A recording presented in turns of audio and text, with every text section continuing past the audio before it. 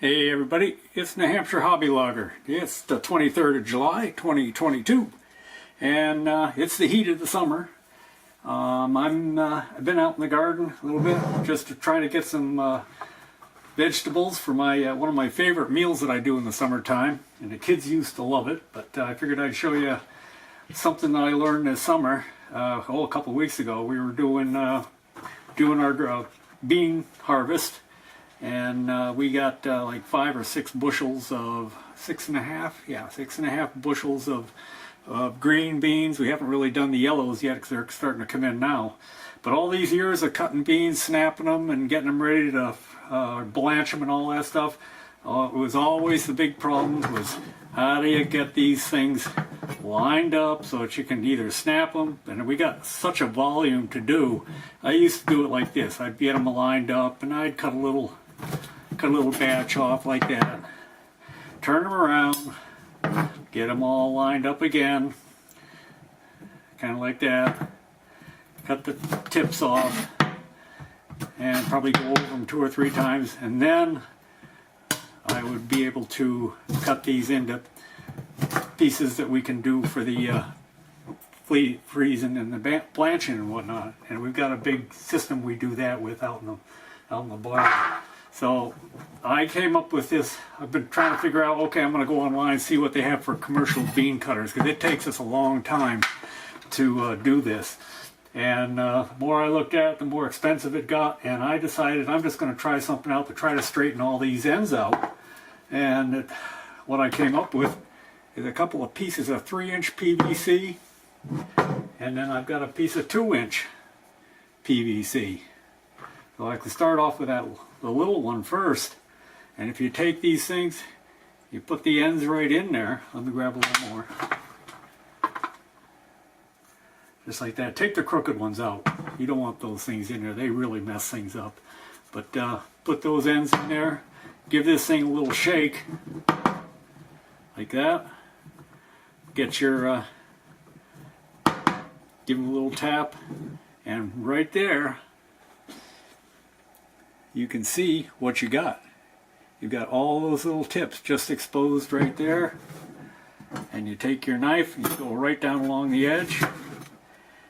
One more little push, just like that. You get them all. Then you flip it over, and you do the same with this end. Get them all lined up. Give them a couple little, I usually just pick it up a little bit, like this. Let me get the fingers out of the way. Pick it up just a little bit and give them a little wrap. All the tips come out. Push the big tall ones back in. You've got that. Slice it down. You don't have a whole lot of waste there. A little bit, but if you want to go back in, say, okay, we'll cut that piece out of there. Then we've got this little guy. Move them out of the way, and now we've got everything all ready to go for that. And then you can cut your pieces.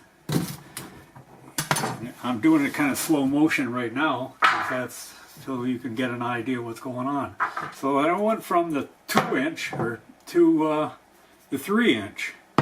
And it really worked good because my wife and I were sitting out on the picnic table. We're out on the table out on the patio, and she was filling these 2 guys up. She would get a bunch like this, and she'd set them right in there. Get a couple more. Get the crooked ones out. Don't need them right now. You can do them by hand later. Poke them down in. She would do one, and then she'd go right on to the next one. By that time, I had just about got everything, my end of it all cut and in the pot, and off we would go. So she was grabbing handfuls like this, put them in, and then they're a little bigger. Because it's better if it's just able to slide in there without packing too tight that they won't move and settle down. So that's about right there. So there's that one. tap it down a little bit, tip it on its edge. There you got all your little sides right there, all the little ends rather, and take your knife. There you go. Cut these two good ones out like that. Toss them in the thing. So you've got almost all of them. There's one there that didn't make it. We'll get that afterwards. These things are been out in the. I did this this afternoon. Picked these, and they're a little bit on the limp side because of the heat. It's 90 something out right now. Greenhouse, I checked that. It was 106 in there. So we'll see how you shake that down like that. I'm working the camera on the wrong side because I didn't have any electricity over there. So you tip her up, and you got your ends right like that. Cut that off. There's a salvage piece.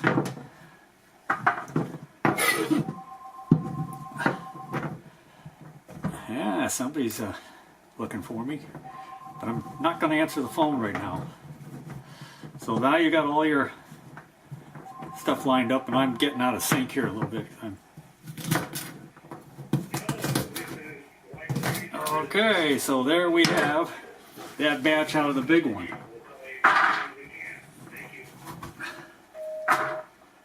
So what I'm planning on doing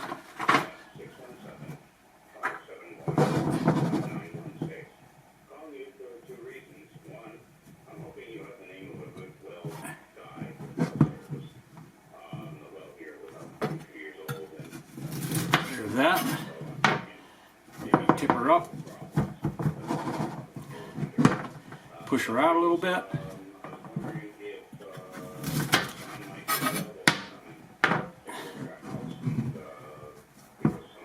There we go.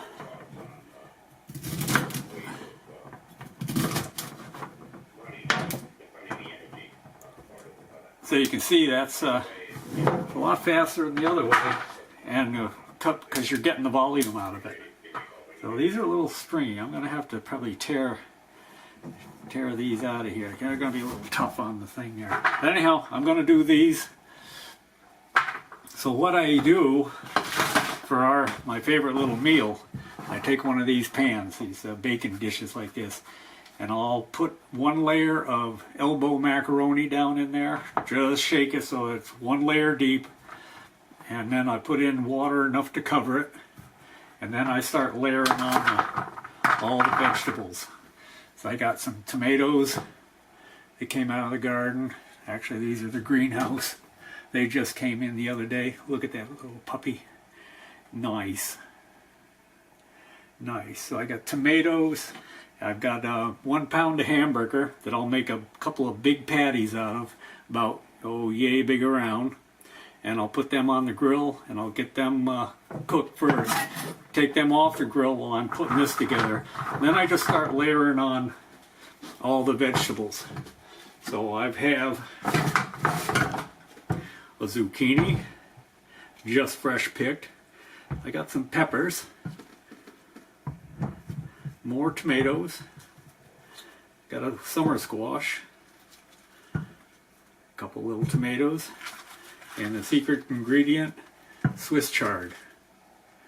So I've got a bowl of that, and I'll just start layering that all on top of the pan here as it goes along.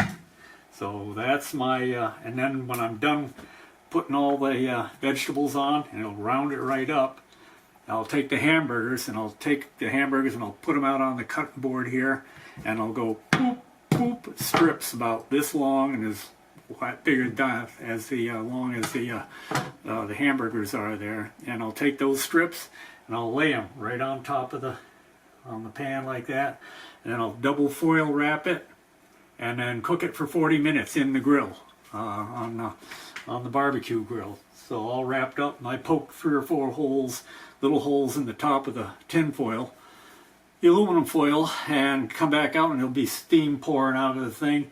And the noodles cook, and all the vegetables get perfectly cooked in there, and you got the beef flavor in there, and I'm telling you what, it is yummy.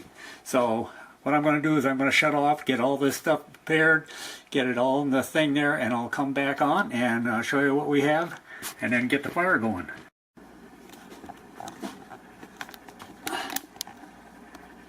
And there are the noodles. Yeah, I didn't have any elbows that were open. These have been open for a...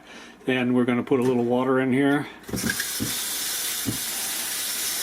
Just enough to cover the noodles, get some water in there, and that's to do it. Alright, so that's that. I got some nice peppers, fresh peppers there. I got some tomatoes. Got a bunch of them up on here, up on the shelf. And for another real nice little treat, I went and dug some garlic yesterday. So we got our fresh garlic in here. So we're going to put some of that in. The way I figure it is that if it don't come out of the garden, you don't need it. So, alright, we'll put this together and I'll give you another shot in a minute.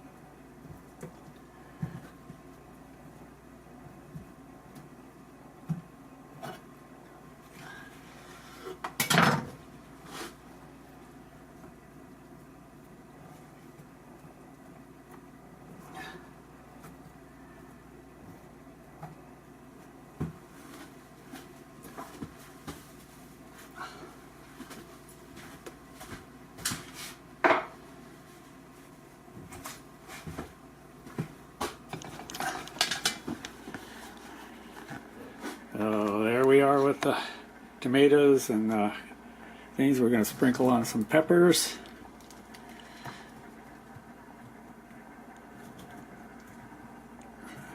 We got all kinds of goodness in here.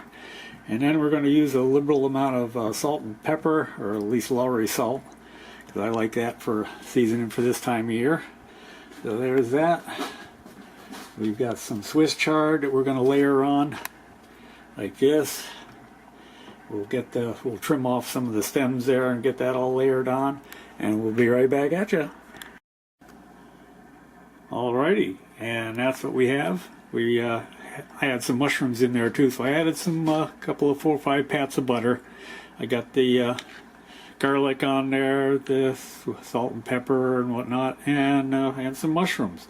So now we're just waiting for the hamburgers. I'm already getting hungry.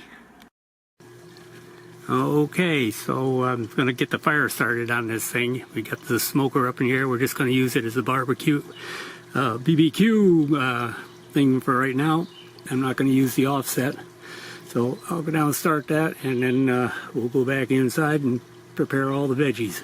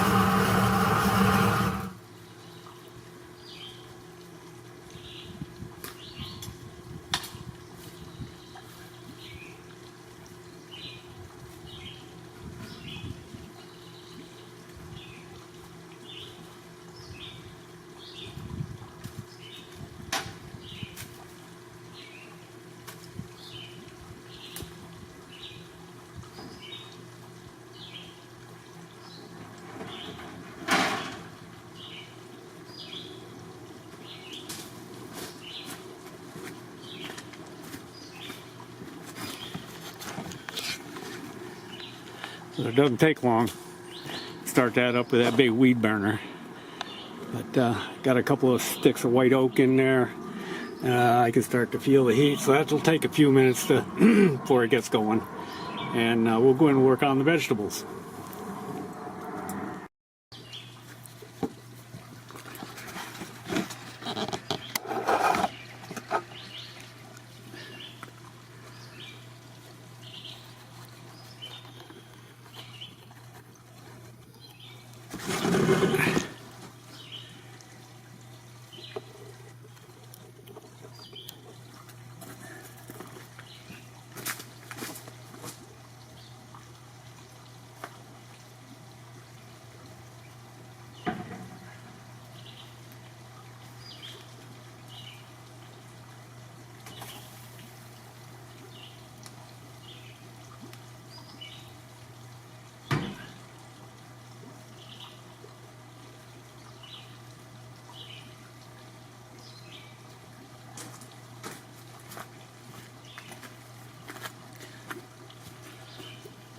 And there it is.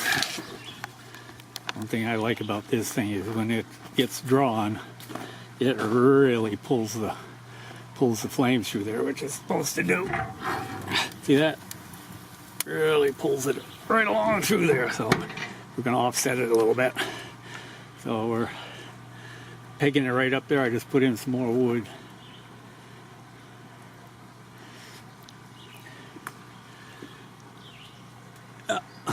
So we got that right up there. We're going to close this up just a tad. Yeah, it'll slow it down a little, give us a good 40 minutes anyhow. So we're talking, walk out down there and see what these little fishies are getting ready to eat. When they're getting used to the fact when I come up and stand here, they start dancing. They start dancing. They're ready for dinner.